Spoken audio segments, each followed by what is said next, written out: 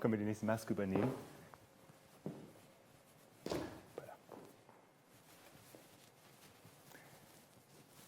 Am kommenden Mittwoch übernimmt die Bundesregierung, nein, Deutschland. Wednesday, the federal government, or Germany rather, will take over the presidency of the EU, be responsible for EU affairs. The recovery plan supposed to bring out the EU out of the corona crisis has been set up on the 17th and 18th of July. The Council will try for the first time to reach an agreement, and some are hoping that this will be successful right on time before the summer break, to make sure that next year there will be a dynamic restart in the framework of the recovery plan. A good reason to meet Michael Hager, best person to meet in this week, the best German contact person, anyways, as head of cabinet of Commissioner for Economy Dombrovskis and responsible within the Commission for this package. To meet him to talk about details, certain implementation plans. Is it realistic to hope for a quick solution? Who will get the money? Lots of things to talk about, and that's why I will be very brief for this initial phase. Just remind you that at every time, as you know, for the live stream we have 3/4 of an hour. You can ask questions. The hotline is the 0032 for Belgium, and then 472 030181. Can ask questions per mail to streamline at Landesvertretung LW-Brüssel.hessen.de, long address, managed to do that as well. But before we get started, I'd like to give the floor to Mrs. Potriche for a few introductory words. Thank you.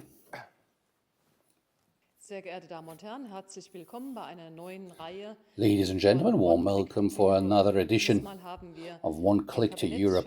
This time we have the head of cabinet of Commissioner for Economy Dombrovskis, Mr. Michael Hager, as our guest. He had been in this role of head of cabinet at Mr. Oettinger's times already and was co-responsible for the drawing up of the budget plan at the time. And at the time it was difficult to foresee already. We had already to do with the Brexit, and the question was how the consequences of the budget would be integrated in the multi-annual financial framework. And now we have to add the corona. So Brexit and corona and the recovery plan for the European Union are major challenges. How we will manage this challenge financially and content-wise as well. Financially, there will be high payments coming up for the member states for the budget, responsibilities and obligations for the recovery plan as well. But then, how will the funds be distributed? What countries, according to what distribution key, will they be allocated? We are looking forward to answers to all these questions from Michael Hager. He's close to the action, and time is short as well. The member states have to agree, but parliaments in the member countries as well, and obviously also the European Parliament has to be involved. Until the end of the year, the whole package is supposed to be finalized. I'm looking forward to a very interesting event, and I'm really happy that Hendrik Kafsack is our moderator once again. So warm welcome, live now or later on when you pay us a visit on our website. Thank you very much. Mr. Hager, so many questions concerning the recovery fund and the connected budget 21-27. We should have foreseen 2 hours for this discussion, actually. Let's start with the volume. 750 billion euros have been proposed by the Commission and by Mrs. von der Leyen in order to relaunch the economy and to finance the reconstruction. Germany and France had been talking about 500 billion. All these figures are not really easy to grasp for regular people. We have the impression that you are juggling here with figures in order, well, let's take the 500 billion from France and Germany and just add 250 as well. Is this really to be taken seriously? Can we really say that 750 billion is exactly what we need now? Well, the first question is, of course, if we see the dimension of it all, where are the needs? where can we really prove and verify what the member states are really needing. And there are certain expectations, and this has to be brought together, of course. And that's why we have producing some efforts in the analysis of the needs presented at the end of May, where the real needs are for the member states. Where are certain things missing concerning investments, capital equipment of the companies, but also based on reduced tax incomes and all the expenses for the member states, the refunding, the refinancing needs for the member states in the future. And if we have a closer look at this in the global context on a macroeconomic level, but also within the different sectors, tourism is just an example, we can see an order of magnitude going way beyond the 750 that you mentioned. What is important here is that things have to act together here. We cannot solve all problems from Brussels. Member states have been taking their own measures. Germany, for instance, concerning subsidies, has put a mark here. Not all member states are able to do that as well. Not all member states have these possibilities. So all this has to be brought together, and that was our task. And with the 750, I think that with all uncertainties that we still might have with forecasts like this, we still have managed to put a good figure. So maybe you're adding here the remark that it might be not enough, and you should add some elements here and there. But you have to see that crisis like this. The forecast just showed it for your event here as well. The perspective was coming out from a situation that is not known initially. But we don't know yet what will take place in the summer. We have seen Göttingen in Germany, developments in other countries as well. What will happen during the summer and afterwards? So what we have foreseen now is based on our best knowledge, a forecast that seems relevant. Will this be including all needs? To be seen. And maybe things will improve a little bit more even. There's certain indications that seem that recovery does not necessarily have to take so much time. There's different analyses, of course, but based on more conservative planning figures, and Germany and France have not taken these figures out of the blue. Well, concerning Germany and France and their plans, these are purely formulas with subsidies. What we have been adding were credits. And this mixture has to be found as well. There will be member states putting a doubt on these analysis of the needs and the investment lacking here, and the Green Deal and other elements have been involved. We don't want to drop back to the status quo ante, but with the recovery plan, we want to go beyond. We have to discuss about this. The member states had different fora to do so, be it the Committee of the Permanent Representatives or other councils as well. The expectations are still diverging quite a lot. But you hear some who say it's too high and others say it's not enough. So seeing that difference, we seem to be somewhere in the middle of it all. So the old wisdom from Brussels, if we're in the middle of it all, that will be a good solution as a compromise. But talking about certain member states, Sweden, Finland, the Netherlands, Austria, who seem to be thinking that it's too much. Are you optimistic that there will be the possibility to find an agreement at the next summit already, 17th, 18th of July, maybe 19th as well? Or will it take a little bit longer than that? Well, these are tactical games being played here by the member states, of course. For some, it might be more interesting to try and launch the payments as quickly as possible to be on the safe side. For others, well, they're more relaxed. They have better figures, maybe. But I think that in the global overview, multi-annual financial framework and the recovery plan, we are lagging behind it. In 2021, we want to get started. And with the MFF and the negotiations we're having now in July, and afterwards ratification of parliaments, we need European Parliament as well, then time is running short, and not to mention the individual programs that have still to be finalized. So in order to make sure that we can really start and reach the objective linked to the recovery plan, getting started on the 1st of January 21, we need a quick agreement here. And the member states are quite conscious, quite aware of this need. Well, if Reuters says, well, if we have an agreement end of August, someone who doesn't need the money necessarily, but who still has to be in agreement. These are tactical games, as I said, but the pressure will still be high in July, allowing us to find an agreement.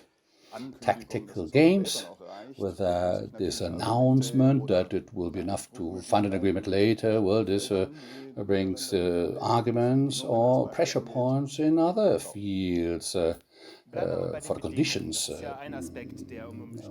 of particular interest for the Dutch. Well, talking about this, the Commission says we are linking the money to certain agreements for certain conditions. Rutte and others are saying this sounds quite nicely, but at the end of the day, reform agreement is just an indication and nothing safe. Maybe at the end of the day we will give this money without any specific needs or obligations. What are you answering to that? Well, with the first announcement of a member state that a reform is getting started, the funds will not be flowing.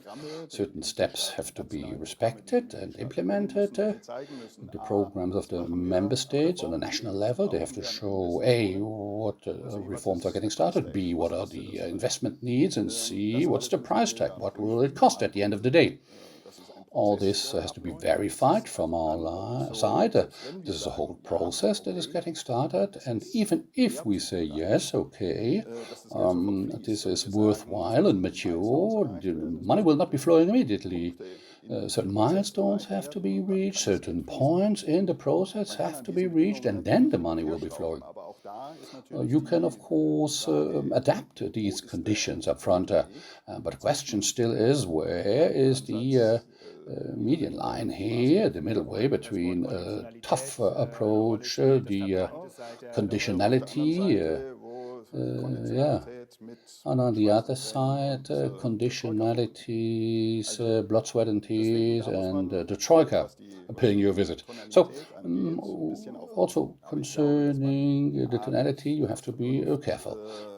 But I think that with a little bit of reason approach and the process, influence of the member states, influence of parliament, we will certainly be able to find a way to be on a path of credibility in implementing this solution. Well, all this will be based on this European semester. Is that a problem? Well, I think it's a good idea. Well, you might say that there are certain voices, to say it neutrally. Some voices might say that the European semester, and I say it merely is just the biggest joke that ever came up in Brussels, reform ideas, member states taking it into account, not implementing it and forgetting it afterwards. It's not the main weakness of this whole reform linkage. Well, the story of this semester is not really 100% a success story. All efforts are not necessarily being taken in the member states to implement and respect the country-specific conditions. But we are not at a zero solution. We have not been reaching 100%, and the semester has to come back on track. Where are we now? 10%, 20%? No, much higher. If you have a look at always do this for analysis and add it to the file. But what has been occurring to the country-specific conditions in the last years, most of them are halfway or one of their parts, and only 10 to 15% where nothing happened at all. So the whole process being just a big joke, I would not share that view, but it can be reinforced, yes. And there are in the process certain ideas how we can create ownership here, and specifically when we have a look at the recovery plan and its structure, the idea is to become more bottom-up in the approach. Brussels is not really supposed to know all and couldn't possibly do so. So the member states have to bring up the ideas, they have to discuss their national reform plan individually, and in playing together we might develop a common path forwards. And we can improve ourselves as a Commission, but certainly the member countries as well, delivering more credible projects. I will not pick up this point again, I promise you, but if Italy should present a program, talk about Italy again, let's take Portugal or Spain then instead. Program is not really convincing, and tell them we'll not give you the money, we'll wait a few months in such a situation, in a difficult situation. What then? But I think it's a matter of credibility of the process. If it becomes a fake exercise with an empty sheet of paper being brought around and sold as reform, and the price tag with millions or billions, well, it's not going to work like that. The credibility of the project will depend on the possibility to see what the member countries need, allowing themselves to see what they need and what's necessary, and together we develop the way ahead. There might be projects or ideas in the member countries we don't really share or appreciate, but up to us then to say about credibility as well, maybe not ideal.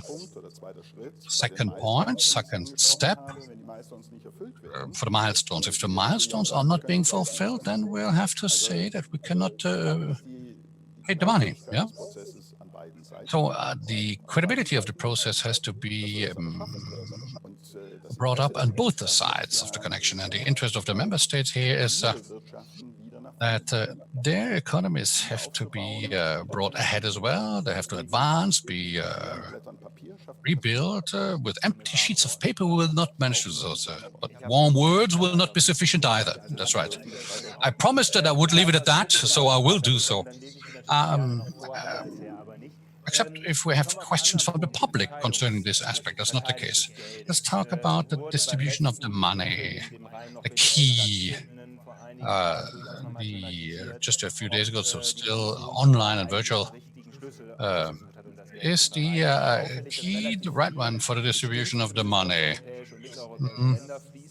Central and Eastern European countries are the main beneficiaries according to the distribution key. So in Poland, neither on the health area nor economically, really big repercussions there. It's really difficult and complicated and nice to look at. But I forgot the sheet with the key in my bag. But what we can see is that one of the main factors is the unemployment rate, or the RRF, if you like. Between 2015 and 2019, plus the population figure and the economic strength of the countries, all this has nothing to do with the corona crisis, actually. Okay. What we don't want either is that the mortality rate in the member countries or the development of the health situation in the countries is involved in the calculation. The factors we want to include here will be addressing the economic strength of the member states, not only in this case here, but the initial state as well. And an indicator for unemployment development in the last years is important as well. And the second part of the program is called resilience. How resilient are the member states actually? And if we have a high unemployment rate, this will be a negative resilience factor. So we can talk about this formula. You were mentioning at the European Council there were certain questions about this, and there was a discussion about this. But this is based on their individual interests as well. All member states are calculating whether this formula is nice for themselves or whether an adaptation here or there might deliver a better result. For structural funds, we had the same development 2018 when there was a proposal by Commissioner Oetting at the time. So the fine-tuning does have to take place there as well, but especially for the major block of the RRF, with the formula we found the right approach. Where are the real corona problems? Where is the resilience weak for certain member countries, and where do we want to go? So in this formula, I don't see a need for major changes. Maybe a few little adaptations here or there.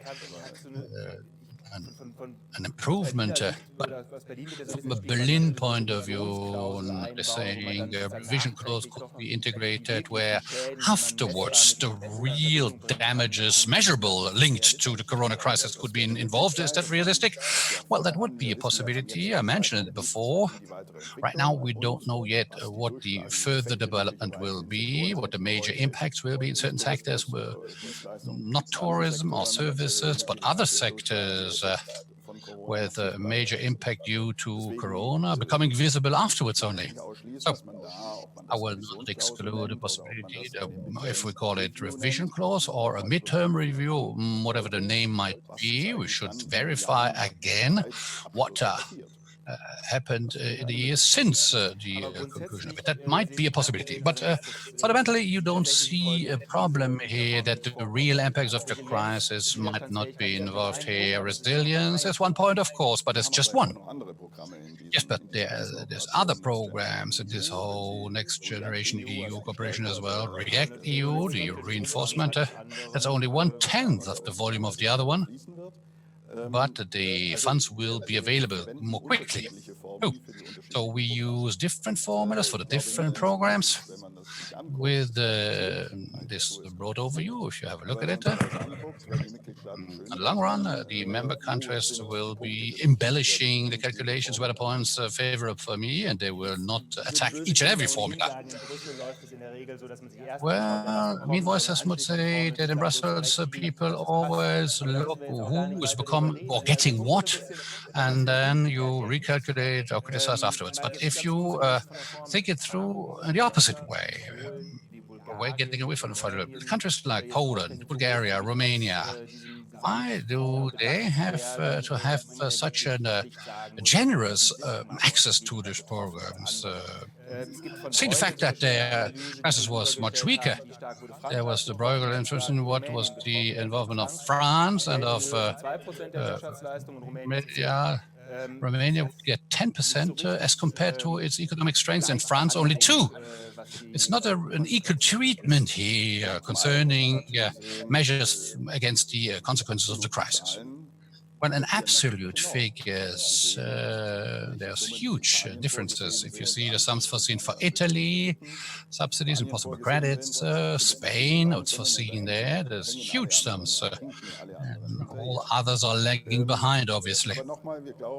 But again, I think we have to have a look at the initial situation as well. Countries like Romania, Bulgaria are starting at a point where the impact of the crisis is strong because their initial level is much lower.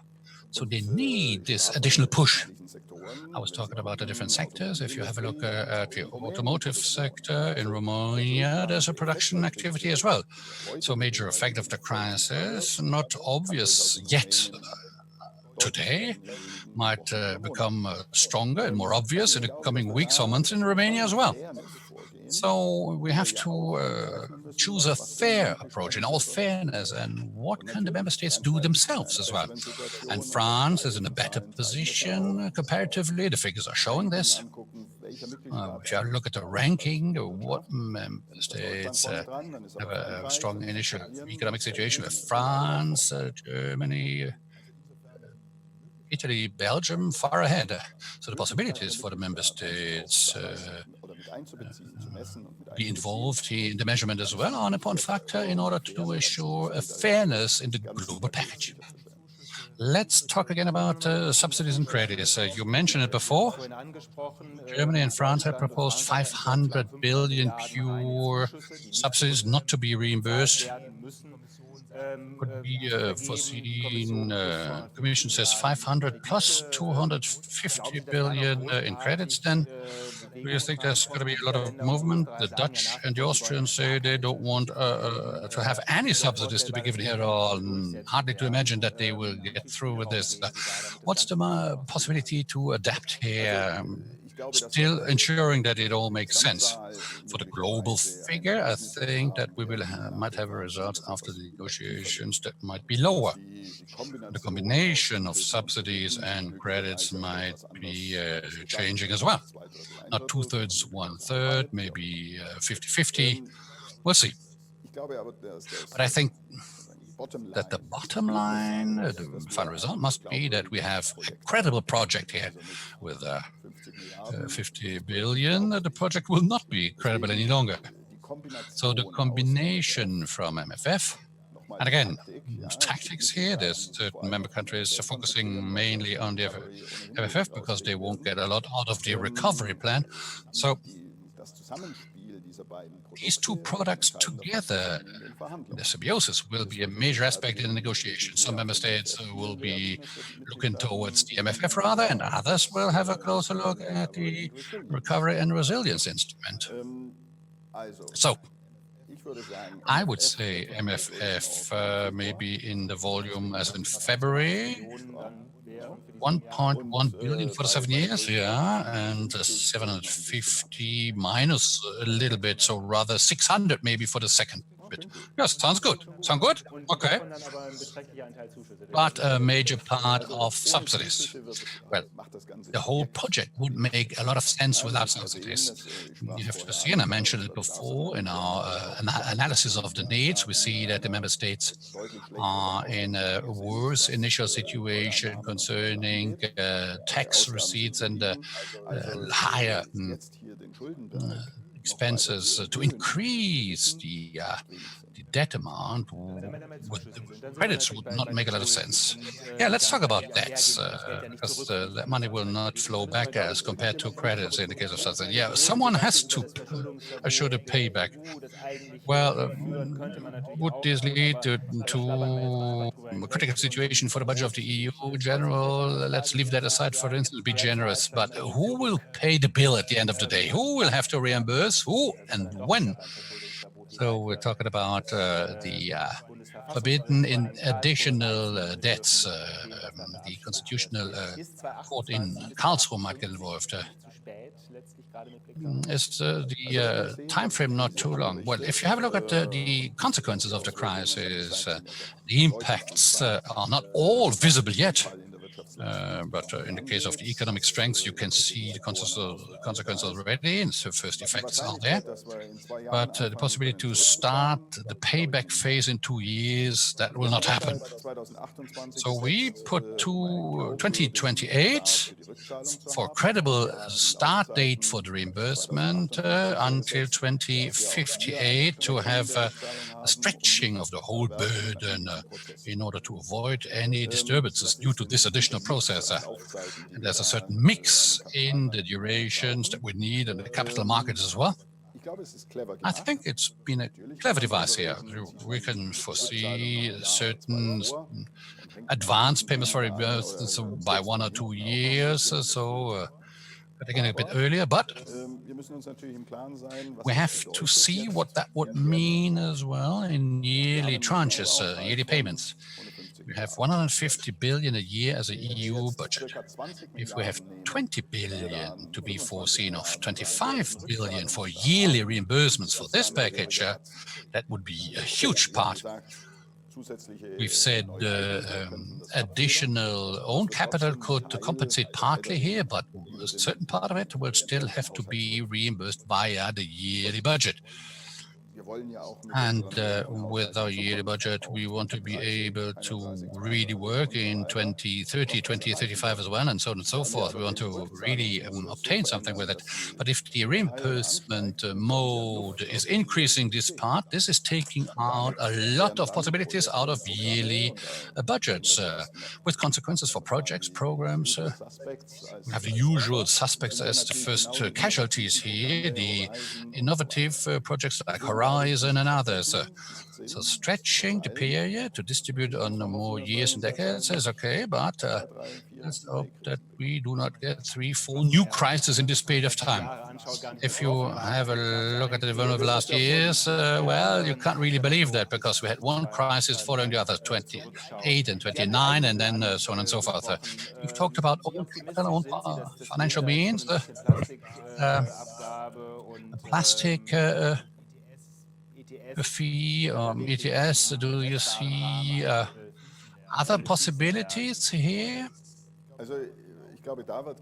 Well, I think the thoughts will go in this precise direction. The reimbursement has to take place via the contribution of the member states. It has to be visible as well. You have to see it in the balance sheet as well. But do you have maybe a clever idea for new funds to be obtained here in order to have a weakening of the impact? In the last MFF generations, we could see that the member states are not so much interested in this capital resource, additional ones. There's going to be some movement, but in how far this will be a possibility to cushion the effect, I don't know. ETS, for instance, we can take this as an example. I have a few new ideas that have been proposed here. Company tax, or, payment for the internal market, digital tax, the internal market, maybe a financial transaction tax. I think there will be a mix. Not one product or one project for new own funds. But if we take this whole bunch of it, ETS, plastic, digital tax, and the internal market tax as well. With digital tax, we have a question here from Kurt Gessert. Kurt Gessert, I hope I pronounced the name correctly. So in this topic, for the OECD level, we could wait until the presidential elections, the American presidential elections, obviously. Well, in our paper, the proposals are not put directly. We're not saying the new capital funds have to get started the day after tomorrow. So it has to be connected to the initial phase for the reimbursement, 2028. The whole process of the digital tax launched with good reasons, in my view. Well, this has been transferred to the international area to see what we can reach together. Discussions on an OECD level are advancing slowly. And from the US side, there's still more slowing down due to a present situation. Not a full stop, but slowing down again. So right now, before the American elections, there will be no breakthrough in this matter. And it doesn't make any sense to artificially bring up a clash that we certainly don't need. We're talking about own funds in the upcoming years and not immediately from tomorrow onwards.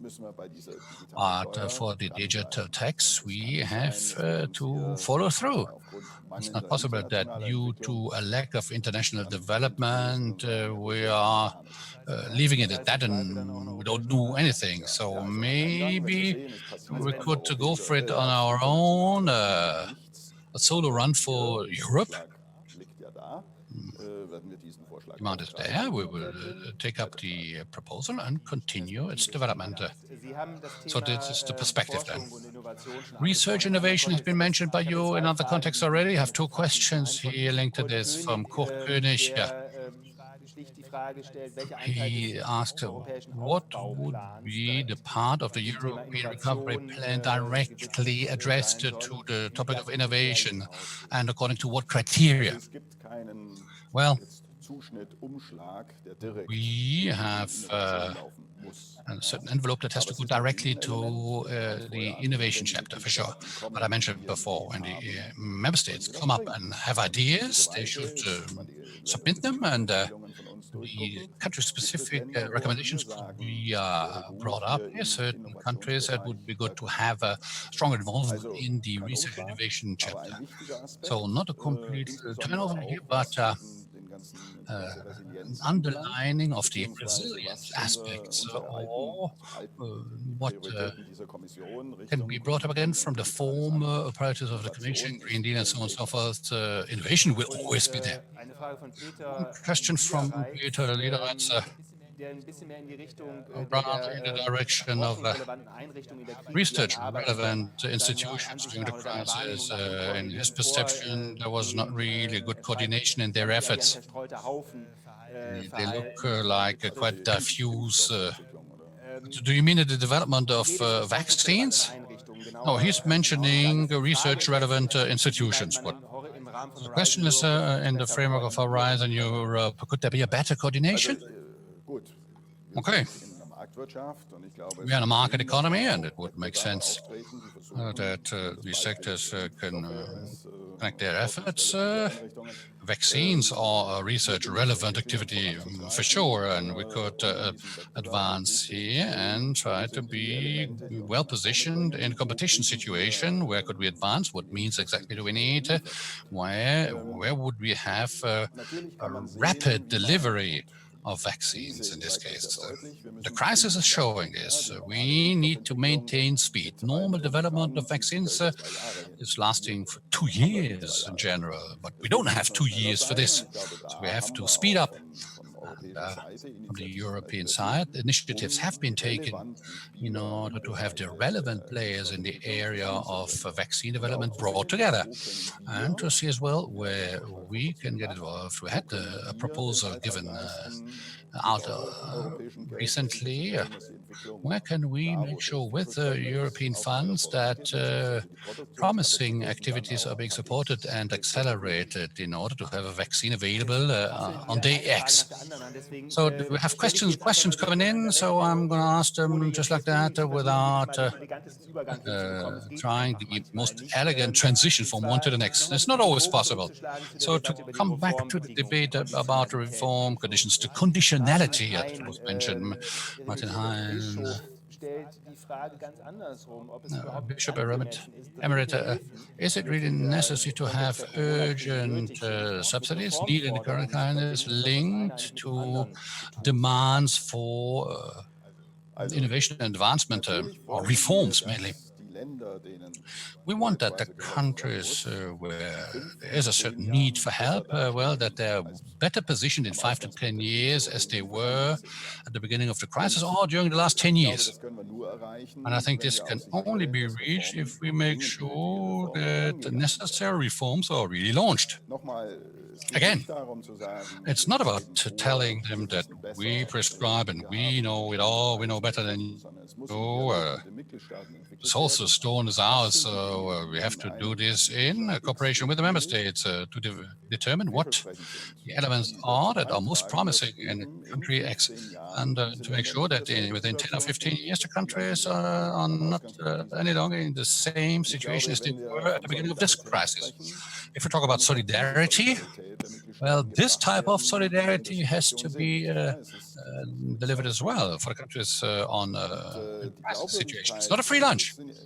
And the credibility, when the money is not falling from the sky, it's taxpayers' money coming from different member states, more particularly, and there's contribution to solidarity, and I cannot explain to citizens who with their labor and their tax money have contributed to solidarity. I can explain that certain countries will not act at all in the adequate way and be maybe in a worse situation in 5 or 10 years, and they simply spend the money without... I think it's a matter of fairness here. One question is also when the money will flow. It was a topic at the last summit as well. Fire Lemke, responsible for the presentation of German industry and trade in Brussels, is asking when these monies will be made available. Criticism here is that it's going to be too late, 23, 24, and not in the upcoming 2 years already.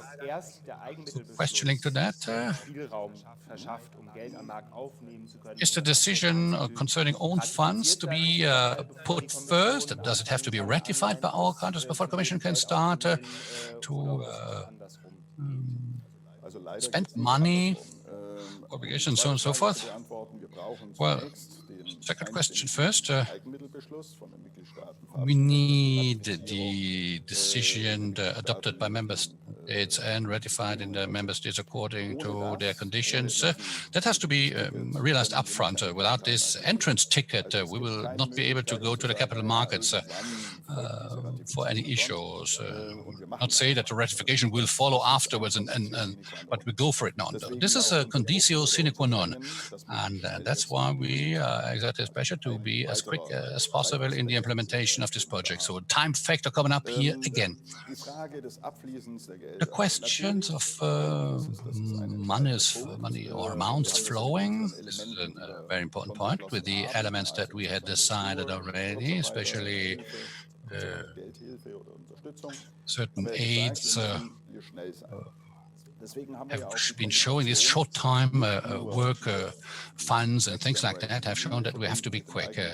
And we have Next Generation EU with a decision concerning our own funds from 2021 onwards, but we have in the present financial framework, in the present budget already certain measures to try and increase them, and that would allow to have a quicker flowing of the money. So the mixture here, 2020, we have already a certain amount for payments and a quick decision concerning Next Generation EU and MFF would allow then to have a continuity in 2021 as well, to keep the money flowing. Nevertheless, to come back to that, so the main recovery and resilience facility will need the member states to come up with ideas and project proposals. If this runs smoothly in autumn, we will have the necessary speed to be active and early on in 2021 to have the funds flowing. So experience shows that sometimes it takes a bit longer, and that's where the question came from. Well, we have to keep an eye on the two aspects. What will happen in 2020 is there? What are the possibilities right now based on the present financial framework? And what will be possible in the Next Generation EU from 2021 onwards? With this mixture of both, we will manage to connect both elements. I guess that we had the name again. I mentioned the name before, but there's another question. If the Parliament says no to the measures in autumn, then there will be nothing going on. Yeah. For trade agreements, we've seen that there can be certain problems, or in the Ukraine chapter as well. Well, of course, the responsibility resides with the member states and parliaments. This is really important. If there's any blockade there, the whole structure will be tumbling. But it's not really that from this complete MFF and from the whole Next Generation EU set of programs, only one or two member states will be the beneficiaries. Money is flowing there at different levels to all of them. The Just Transition Mechanism, for instance, or Just Transition Fund. Well, this is the benefit of Germany as well. So each and every one should have a look at what's beneficial to them. And normally, the common sense approach would be to adhere to these projects and adopt them, but there's still a risk remaining, of course. One provocative question as a final point before coming to an end here. Louisa Vai brings up a topic that in Brussels is discussed a lot, the involvement of the European Parliament. There's a certain dissatisfaction here concerning the distribution of funds. Parliament is not involved. We are completely put aside, especially in the framework of the European semester. This will be going on. Could there have been a better solution, a better way to involve the European Parliament? Well, I think there's possibilities to improve the situation, but we will have to respect the treaty text, and according to the legal basis, we have not a lot of other possibilities here for the decision on funds. Well, there's a consultation of Parliament, but no decisional power. But the different programs are running through co-decision procedures.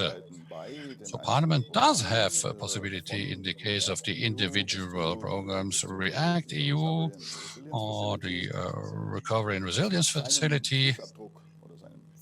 They have the possibility to have their footprint or their fingerprint put on it. So yes, talking about the payment of resources, we can organize this in a lowered institutional agreement solution. So transparency will be given up front. We will show Parliament and the Council what will happen We've already done this in the yearly budget, but this would be at a lower level here to involve Parliament there as well. So we could foresee additional services. I think that the global package here is helpful for all. And Parliament will not block a project that is supposed to lead us out of the crisis and into the future just because for certain figures the decisional power was not at 100% for Parliament. Clemens Schmidt-Eckert finally asks, why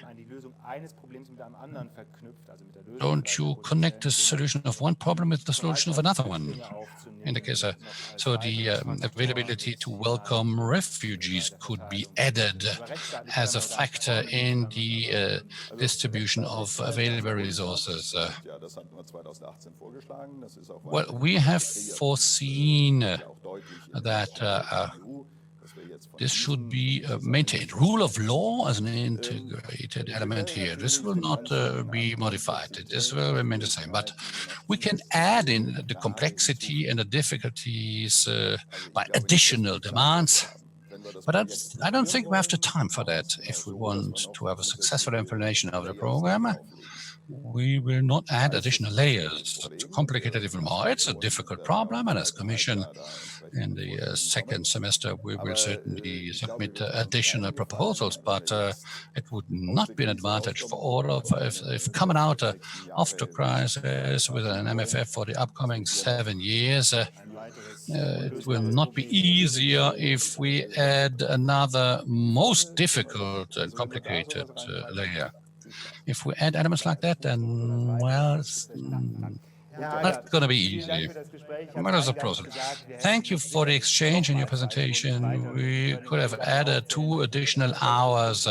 There's so many other questions, and many elements have not been mentioned in our exchange either. But it's certainly not going to be the last discussion about this. I can indicate on the 16th, Mrs. Ferreira will be here for cohesion and reform in the Commission, and certainly one of the commissioners taking this aspect into account in the recovery package as well. Additionally, you can tell you that on our website of the Staatskanzlei Point Hessen, you can have a closer look if you haven't seen this presentation fully. And on the 7th of July at 1 p.m. there's going to be another live stream concerning the elections in Croatia in our scenes Europe after the elections. Thank you for your kind attention and enjoy your Friday afternoon, and we'll see whether it's going to be still nice weather or possibly